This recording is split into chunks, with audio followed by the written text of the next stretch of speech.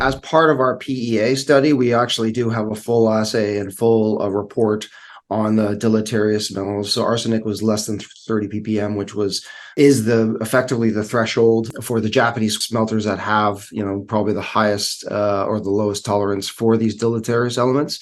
It is a very clean concentrate.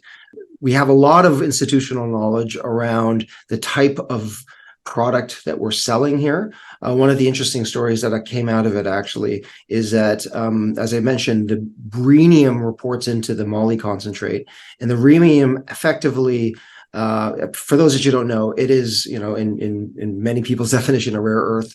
It is a critical metal that supports, high temperature applications. So think aerospace, think defense, which is why it's a very critical metal in the US. It's extremely rare in terms of the fact that it probably is only about 1 to 5% of our production revenue, but it would put us top 10 rhenium deposits in the world.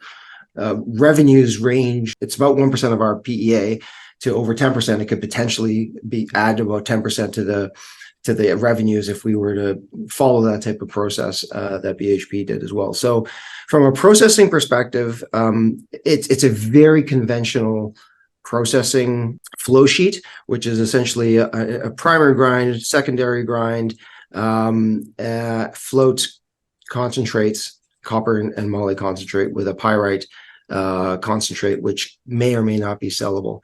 We believe the pyrite concentrate is saleable because we're only 25 kilometers away from a port. So the fact that we actually can transport it only 25 kilometers really reduces costs, which should add value to primarily getting the pyrite off of our site, but secondarily also retrieving the gold from it as well.